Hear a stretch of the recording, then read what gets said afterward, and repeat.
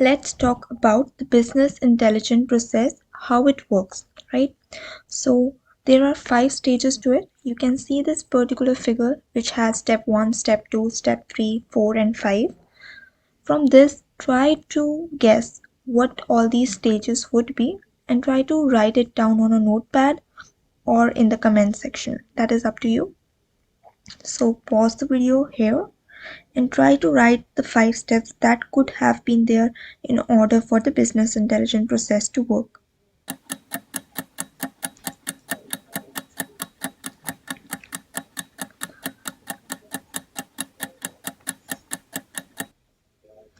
These 5 steps are as below.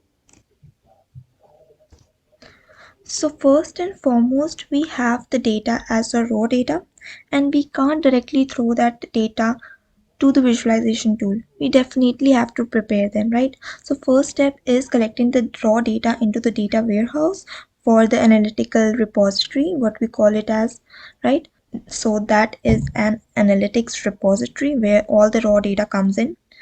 Then we go to the data models wherein we create OLAP cubes, which is an online analytical processing cubes to prepare them for the eventual analysis. The second step is there where the data is organized, right?